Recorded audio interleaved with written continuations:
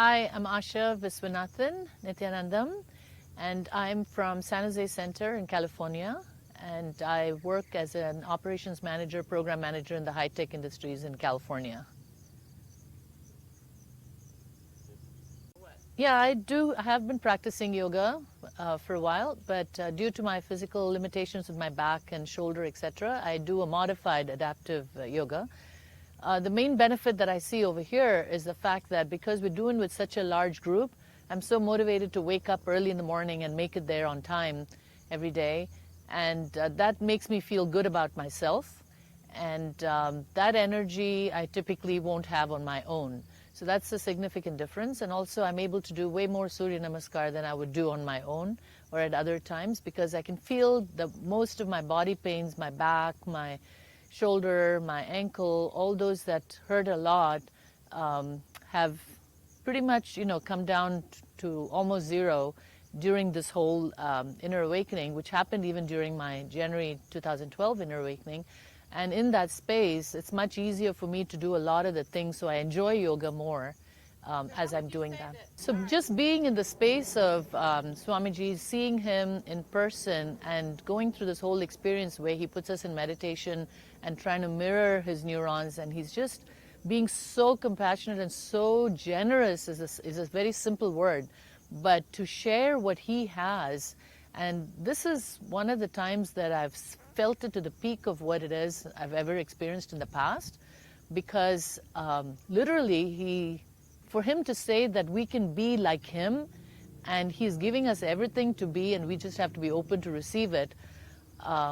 I'm just praying that I'm more and more open to it, because I'm trying to be able to receive it, and that is the one that I want so I want to have the strength and the ability and have the space. So I'm doing all the exercises that he tells us to do so that I can do my part of being in that space where he's able to pass in those energy and get us to get to that spot. And that is, yeah, definitely the yoga in the morning helps us, especially because the yoga teacher also reminds us to be in that space of completion. That makes a huge difference, because we need those reminders. And once she reminds us, then we start thinking that way, and absolutely, by the time we go back to the room and come back to Pada Puja, etc., we are getting into that space, and yoga definitely helps out with that. Paramahamsa Nithyananda means, with his latest thing where he talked about inner awakening, means Nithyananda, and it's reinforcing for me that to be blissful keeps reminding me that blissful is a great state to be in. And every time you get a glimpse of it at different levels, we just want to absorb it and be in it more and more. And being in his presence reminds us over and over again that we can be that way. And it also helps for me to just visualize him even when he's not around, and just think of how he behaves or how he talks, and that automatically gives a real bout of huge energy within. Completion is a good state of being. Completion is something that we always wanted to be in, but we're not, we haven't been. Completion is a state in which I always wanted to be, but never knew how to be in.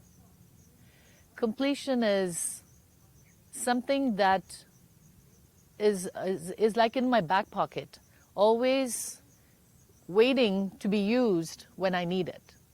And completion has really increased self-awareness and going within and catching things then and there, thinking about it, or not even thinking too much about it, just getting out of that space promptly.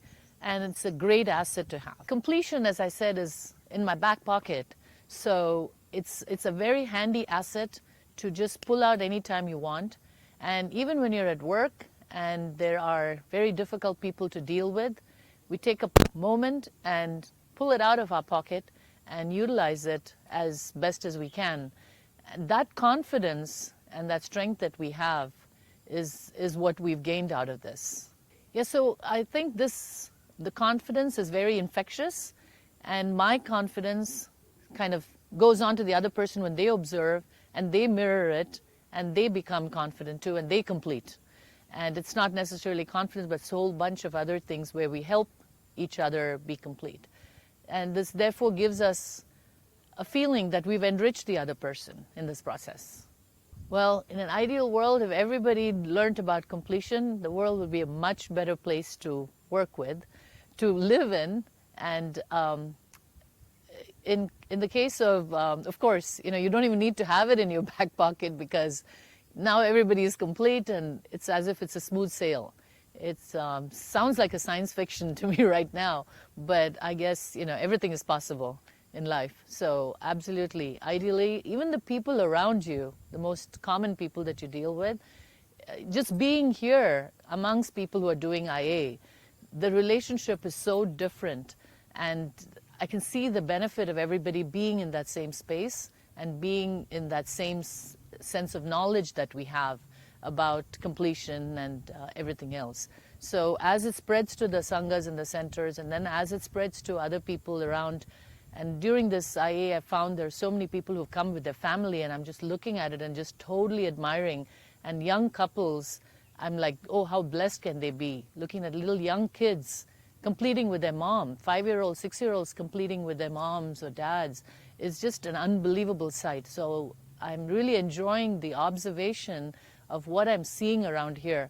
But I'm making sure that I'm not doing comparison or jealousy at that time and saying, oh, but I don't get to do that and I didn't get to do that. So I'm catching myself there and saying, this is great, it's happening, and we encourage it. And even if it's not your own family, someday be positive that that'll happen to your family too.